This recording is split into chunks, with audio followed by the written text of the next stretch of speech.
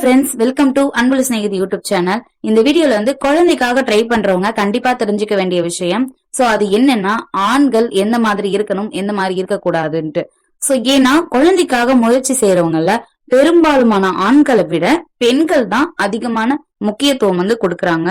But ஆனா குழந்தைக்காக முயற்சி பண்றப்ப தம்பதிகள் 2 பேருமே வந்து செய்ய வேண்டிய விஷயம், செய்யக்கூடாத விஷயம் சிலது இருக்கு. இந்த வீடியோல இப்ப நம்ம பார்க்க போறது ஆண்கள் என்ன செய்யணும், என்ன செய்யக்கூடாது அப்படின்ற விஷயங்களை பத்தி தான் நம்ம தெரிஞ்சுக்க போறோம். சோ இது ஏன்னா, ஒரு கருவுக்கு வந்து உரு கொடுக்கறது தான் அம்மா, உயிர் கொடுக்கறது அப்பான்னு சொல்லுவாங்க. சோ உங்க கடமையும் இதுல நிறையவே இருக்கு. அதனால ஆண்களும் வந்து கண்டிப்பா குழந்தைக்காக முயற்சி பண்ணும் போது நீங்களும் செய்ய வேண்டியது செய்யக்கூடாதுன்னு சில இருக்கு. சோ கண்டிப்பா இதை ஃபாலோ பண்ணும் போது உங்களோட ஹெல்த்தும் உங்களுடைய ஆரோக்கியம் வந்து அதிகரிக்க ஆரம்பிக்கும். எந்தெந்த உணவெல்லாம் விந்தணு உற்பத்திக்கு அதிகரிக்க செய்யும்னு தெரிஞ்சுக்கிறதுக்கு முன்னாடி கண்டிப்பா என்ன எல்லாம் செய்யக்கூடாது, எந்த விஷயங்கள் எல்லாம் செய்யக்கூடாதுன்றத நம்ம கண்டிப்பா தெரிஞ்சுக்கணும். அதுல ஃபர்ஸ்ட் என்ன செய்யக்கூடாதுன்னா புகைப்பிடித்தல். சோ புகையிலை பொருட்களை பயன்படுத்துதல், அதே மாதிரி சிகரெட் வந்து அதிகமா பிடிக்கிறது, இந்த பீடி பிடிக்கிறது, சுருட்டு பிடிக்கிறது, இது எல்லாமே வந்து ஆண்களின் கருவுறுதல் தன்மையை பாதிக்கும். சோ இதுவும் கண்டிப்பா இருந்ததுன்னா குறைச்சுக்கோங்க, முடிஞ்ச அளவுக்கு ஸ்டாப் பண்ணிக்கோங்க. 2வது விஷயம், நம்ம பண்ணக்கூடாத விஷயங்கள்ல 2வது விஷயம் மது அருந்துதல். அதுவும் அதிகப்படியா ட்ரிங்க்ஸ் பண்றது, அது வந்து எதெல்லாம் பாதிக்கும்னா விந்தணுக்களின் எண்ணிக்கையையும் அதோடைய இயக்கத்தையும், அதே மாதிரி அதோட உருவ அமைப்புன்னு ஒண்ணு இருக்கு, விந்துக்குன்னு ஒரு உருவ அமைப்பு இருக்கு. சோ இது போன்ற ஒட்டு மொத்தமா ஃபுல்லாவே வந்துட்டு ஆண்மையை வந்து குறைக்கும் தன்மை இந்த மதுவுக்கு அதிகமா இருக்கு. அதுலயும் அதிகப்படியா ட்ரிங்க் அடிக்டட்னுவாங்க. சோ அவங்க எல்லாமே வந்துட்டு கண்டிப்பா பேபிக்காக ட்ரை பண்றீங்கன்னா நீங்க இதை விட்டு வெளியே வர்றது ரொம்பவே நல்லது. இது இப்ப மட்டும் இல்ல, உங்க ஹெல்த்துக்கும் ரொம்பவே நல்லது. அடுத்து 3வது என்ன விஷயம்னா மோசமான உணவு பழக்கம். சோ ஃபுட் ஹேபிட் வந்து ரொம்பவே ஒஸ்டா இருக்கும். அதுல என்னன்னா அதிகபட்சம் ப்ராசஸ் ஃபுட்டையும் அதே மாதிரி பதப்படுத்தப்பட்ட உணவுகளையும் தான் நம்ம எடுத்துக்கிறோம். சோ இதுல கொழுப்பு சத்தும் சர்க்கரையோட அளவும் வந்துட்டு அதிகமாவே சேர்த்திருப்பாங்க. இது வந்துட்டு உடல் எடை அதிகரிக்கிறதுக்கு ஒரு வழியா அதிகரிக்கும். சோ இதுவும் வந்துட்டு ஆண்மையை பாதிப்பை ஏற்படுத்தலாம். மோசமான வாழ்க்கை முறை, அதாவது வந்து உடலுக்கு வந்து எந்த ஒரு செயல்பாடுமே கிடையாது, உட்கார்ந்த இடத்திலேயே நிறைய பேர் வேலை செய்வாங்க. சோ அவங்களுக்கு வந்து கண்டிப்பா உடல் உழைப்பு இருக்காது. நம்ம சாப்பிடுறோம், அதோட உட்காரோம், அதோட வேலை செய்யறோம். சோ உடல் உழைப்பே கிடையாது. இதுவுமே வந்துட்டு ஒரு மோசமான வாழ்க்கை முறை. இந்த வாழ்க்கை முறையும் வந்து நம்ம மாத்திக்கணும். அடுத்து 5வது என்னன்னா லேட் நைட்ல ஃபுட்டு, ஹெவியான ஃபுட்டு சாப்பிடுறது. சோ இந்த பழக்கமும் வந்துட்டு நம்ம உடம்ப வந்து கெடுக்கதான் செய்யும். ஏன்னா இந்த மாதிரி லேட் நைட்ல சாப்பிடும் போது ரொம்பவே ஜீரணிக்க வந்து கஷ்டமா இருக்கும். அதுலயே நீங்க ஹெவியான ஃபுட் எல்லாம் சாப்பிடும் போது கண்டிப்பா உங்களுக்கு டைஜஷன் ஆகிறதுக்கே ரொம்ப டைம் எடுக்கும். சோ அப்ப உங்களுக்கு தூக்கமும் சரியா இருக்காது. இது எல்லாமே கொஞ்சம் மாத்திக்கோங்க.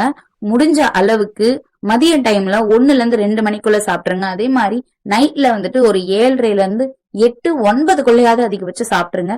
அதுவும் ஹெவி ஃபுட் கிடையாது, கொஞ்சம் சாலிடா இருக்க ஃபுட்டா சாப்பிட்டுக்கோங்க. அடுத்து 6வது விஷயம், இதுவும் கண்டிப்பா கவனிக்க வேண்டிய விஷயம் என்னன்னா மன அழுத்தம். சோ இது வந்துட்டு பல ஆண்களுக்கு இன்னைக்கு கால சூழல்ல நிறைய பேருக்கு பொருளாதாரத்துக்காக ஓடி ஓடி ஓடி அதனாலேயே மன அழுத்தம் ஏற்படுறது, இதுக்கு முன்னாடி இருந்த மன அழுத்தம், குடும்பத்துக்குள்ள நடக்கிற ப்ராப்ளம்ஸ், எதுனா அது எல்லாமுமே மன அழுத்தம் வந்துட்டு கண்டிப்பா உங்க உடம்ப அஃபெக்ட் பண்ணும். சோ முடிஞ்ச அளவுக்கு அதுல இருந்து வெளியே வர பாருங்க. அடுத்து ஒரு முக்கியமான விஷயம் இருக்கு. அது என்னன்னா ஆண்கள் வந்து ஜீன்ஸ் பேண்ட் ரெகுலரா யூஸ் பண்றது. சோ இது கூட உங்களுக்கு ஒரு பாதிப்பை ஏற்படுத்தலாம். ஆனா நீங்க என்ன கேட்கலாம், சும்மா சொல்லாதீங்க, ஒரு ஜீன்ஸ் பேண்ட் யூஸ் பண்றதால பாதிப்பு ஏற்படுமானா கண்டிப்பா ஏற்படுவதற்கான வாய்ப்புகள் இருக்கு. பொதுவாவே ஆண்களுடைய விதைப்பைகள் வந்து அவங்களுடைய உடல் வெப்பநிலையை விட 3ல இருந்து 4 டிகிரி குறைவாதான் இருக்கும். இந்த டைம்ல வந்து நம்ம அதிகமா வந்து ஜீன்ஸ் பேண்ட் யூஸ் பண்ண ஆரம்பிச்சிட்டோம். சோ அப்படி இருக்கும் போது உங்களுக்கே தெரியும் நல்லா அந்த ஜீன்ஸ் பேண்டோட திக்னஸ் எந்த அளவுக்கு இருக்கும். சோ இந்த திக்னஸே இந்த அளவுக்கு இருக்குன்னா அது ஒண்ணும் இறுக்கமா வேற நம்ம போடுறோம். சோ அதை ரிமூவ் பண்றதுக்கே நம்மளுக்கு அவ்வளவு நேரம் எடுக்கும். அந்த மாதிரி நம்ம யூஸ் பண்ணும் போது நம்ம உடலோட அந்த விதைப்பைகளும் சேர்ந்து இருக்கும். அப்படி இருக்கும் அந்த இடத்துல உஷ்ணம் வந்து அதிகமாக தான் இருக்கும், வெப்பத்தன்மை வந்து அதிகமாக ஆரம்பிச்சிருக்கும். சோ இதனாலயும் வந்துட்டு விந்தணு குறைபாடு வந்து ஏற்படுவதற்கான வாய்ப்புகள் இருக்கு. சோ முடிஞ்ச அளவுக்கு ஜீன்ஸ் யூஸ் பண்றீங்கன்னா கொஞ்சம் தளர்வா இருக்க மாதிரி யூஸ் பண்ணுங்க. அதுவும் வந்துட்டு அடிக்கடிக்கு யூஸ் பண்ணாம எப்பனா ஒரு வாட்டி வச்சுக்கோங்க. சோ உங்களுக்கு காற்றோட்டம் அதிகம் இருக்கிற மாதிரியான ட்ரெஸ்ஸை வந்துட்டு கண்டிப்பா போடுங்க. ஏன்னா இந்த மாதிரி இறுக்கமான உடைகளை நீங்க போடும்போது இதுவும் வந்துட்டு பாதிப்புகளை ஏற்படுவதற்கான வாய்ப்புகள் இருக்கு. செய்யக்கூடாததெல்லாம் என்னென்னு பார்த்தோம். இப்ப என்னெல்லாம் செய்யலாம்னு பார்க்கலாம். சோ அதுல ஃபர்ஸ்ட் செய்ய வேண்டியது உடற்பயிற்சி. சோ கண்டிப்பா உங்களால முடிஞ்ச ஒரு மைல்டான எக்ஸசைஸ் பண்றது டெய்லி ரொட்டீன்லாம் வச்சுக்கிறது ரொம்பவே நல்லது. ரொம்ப இல்லைனாலும் ஒரு டே டு டே லைஃப்க்கு என்ன எக்ஸசைஸ் தேவையோ அது பண்றது கூட ரொம்பவே நல்லது. சோ இதுக்கடுத்து ரெண்டாவது என்னன்னா, நிறைய பேர் வந்து சூடான தண்ணியில வந்து குளிப்பாங்க. சில ஜென்சஸ் வந்து அதையே பழக்கமா வச்சிருப்பாங்க. விதைப்பைகள்ல உள்ள வெப்பத்தை வந்து அதிகரிக்கும். சோ இதன் விளைவா கூட விந்தைப்பைகள் வந்து விந்தணுக்களை உற்பத்தி செய்வதற்கு கடினமா உழைக்க வேண்டியதா இருக்கலாம். சூடான தண்ணி, கொதிக்க இருக்க தண்ணி, ஒரு சிலருக்கு வந்து இது மாதிரிதான் குளிக்க பிடிக்கும். அந்த மாதிரி இருக்க தண்ணியை குளிக்காம கொஞ்சம் அவாய்ட் பண்ணிக்கோங்க. எந்த மாதிரியான உணவு பழக்கங்களை ஏற்படுத்திக்கும் போது விந்தணுவோட உற்பத்தியை வந்து அதிகரிக்கலாம் அப்படின்னு நம்ம பார்க்கலாம். சோ இதுக்கு முன்னாடி நம்ம தெரிஞ்சுக்க வேண்டியது, ஆண் உறுப்பும் வந்து ஆணுடைய மற்ற உறுப்புகளை போலதான்.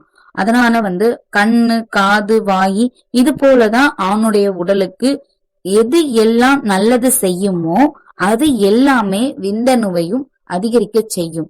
சோ இதனால வந்து நீங்க எது ஃபாலோ பண்ணாலும் உங்க உடம்பு மொத்தமா நல்லது செய்யற பொருள் தான் உங்களுடைய விந்தணுவுக்கும் நல்லது செய்யும். சோ அதெல்லாம் என்னன்னு பார்க்கலாம். கண்டிப்பா நீங்க சாப்பிடுற சாப்பாட்டுல வந்துட்டு முட்டையும் சேர்த்துக்கோங்க. சோ உங்க உணவு பட்டியல வந்து முட்டையும் சேருங்க. முட்டையில வந்துட்டு நல்ல கொலஸ்ட்ராலும், vitamin K, D, B6, E இது எல்லாமே இருக்கு. அதே மாதிரி துத்தநாகம், கால்சியம் இது எல்லாமே முட்டையில நிறைஞ்சு இருக்கு. அடுத்து நீங்க வாழைப்பழங்கள் சேர்த்துக்கிறதும் ரொம்பவே நல்லது. சோ உங்களுடைய ஜீரணத்துக்கும் அது ரொம்பவே ஹெல்ப் பண்ணும். அடுத்து வந்து கீரையிலயும் வந்துட்டு போலிக் அமிலம் நிறைய இருக்கிறதால நீங்க கீரை, அதுலயும் முருங்கைக்கீரை பூ இதை எல்லாமே சேர்த்துக்கிறது ரொம்பவே நல்லது. முருங்கை மரத்துடைய எல்லாமே ஆண்கள் எடுத்துக்கலாம். அதுலயும் வந்துட்டு முருங்கைப்பூ, முருங்கைக்காய், முருங்கை பிசின் இது எல்லாமே ஏதோ ஒரு வகையில நீங்க எடுத்துக்கும் போது கண்டிப்பா உங்களுடைய விந்தணுக்களோட உற்பத்தி வந்து அதிகரிக்க முடியும். அடுத்து என்னன்னா, கொட்டை பருப்பு வகைகளை எடுத்துக்கிறதும் ரொம்பவே நல்லது. ஏன்னா இது வந்து விந்துவோட இயக்கத்தை வந்து மேம்படுத்த உதவும். அதே மாதிரி இதுல ஒமேகா 3 என்ற கொழுப்பு அமிலங்கள் வந்து நிறைஞ்சு இருக்கு. சோ இது வந்து ஆண்களுடைய விந்தணுக்களின் எண்ணிக்கை வந்து அதிகரிக்கிறதுக்கு கண்டிப்பா ஹெல்ப் பண்ணும். சோ நெக்ஸ்ட் என்னன்னா, மாதுளை சாற்று வந்து அதிகமா எடுக்கிறது. சோ மாதுளை ஜூஸ் வந்து முடிஞ்ச அளவுக்கு எடுக்க பாருங்க. இதுல வந்து ஆன்டி ஆக்சிடென்ட்ஸ் நிறைய இருக்கு. சோ இதுல வந்து விந்தணுக்களுடைய ஆரோக்கியத்திற்கும் கருவுறுதல் தன்மையை அதிகரிக்கிறதுக்கான வாய்ப்புகளும் இருக்கு. அடுத்து வந்து விட்டமின் சி இருக்கிற எல்லா உணவுகளையும் ஆண்களும் எடுத்துக்கலாம். சோ ஆரஞ்சு பழம், முடிஞ்ச அளவுக்கு சிட்ரிக் வகையான பழங்களை வந்து நீங்க எடுத்துக்கும் போதும் உங்களுக்கு வந்து இந்த விட்டமின் சி வந்து உடம்புல சேர ஆரம்பிக்கும்.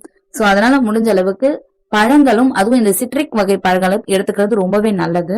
அதே மாதிரி கண்டிப்பா தண்ணி குடிக்கிற அளவையும் வந்து கரெக்டா வச்சுக்கணும். ஏன்னா தண்ணி வந்து குறைவாக உடம்புல வந்து நீர்ச்சத்து வந்து குறைய ஆரம்பிக்கும். சோ கண்டிப்பா முடிஞ்ச அளவுக்கு உங்களுக்கு என்ன தேவையோ ஒரு நாளைக்கு ஒரு 3 லிட்டராவது தண்ணி குடிச்சே ஆகணும். சோ இது கம்பல்சரி. அடுத்து வந்து எல்லா வகையான தானியங்களையும் வந்து சாப்பிட ஆரம்பிங்க. சோ அரிசியா இருக்கட்டும், இல்ல கைக்குத்தல் அரிசியா இருக்கட்டும், சிகப்பு அரிசி, அதே மாதிரி பருப்பு வகைகள்ல சிறுபருப்பு, மூக்கல்ல எல்லா வகையான பருப்புகளையும் எடுத்துக்கோங்க. வகைகளை அதிகமா எடுக்க பாருங்க. இது எல்லாமுமே உங்களுடைய விந்தணுக்களோட உற்பத்தியை வந்து அதிகரிக்க செய்யும். சோ முடிஞ்ச அளவுக்கு இது எல்லாத்தையுமே ஃபாலோ பண்ணுங்க. என்னெல்லாம் செய்யக்கூடாது சொன்னனும் கண்டிப்பா அதையும் செய்யாதீங்க. அது செய்யாம தவிர்த்து நீங்க இதை செய்யும் போதுதான் என்னெல்லாம் செய்யணும்னு செய்யறீங்களோ அது எல்லாமே உங்களுக்கு இன்னுமே பலன் வந்துட்டு கண் கூட காட்டும். சோ கண்டிப்பா இது எல்லாத்தையுமே ஃபாலோ பண்ணுங்க. இந்த வீடியோ உங்களுக்கு ரொம்பவே யூஸ்ஃபுல்லா இருந்திருக்கும்னு நினைக்கிறேன். சோ இந்த வீடியோ அப்படி உங்களுக்கு என்ன யூஸ்ஃபுல்லா இருந்திருந்தா கண்டிப்பா இந்த வீடியோக்கு ஒரு லைக் பண்ணுங்க, என் சேனலுக்கு ஒரு சப்ஸ்கிரைப் பண்ணுங்க. இந்த யாருக்கு தேவைப்படுதோ அவங்களுக்கு ஷேர் பண்ணி விட்டுருங்க. தேங்க்யூ ஃபார் வாட்சிங்.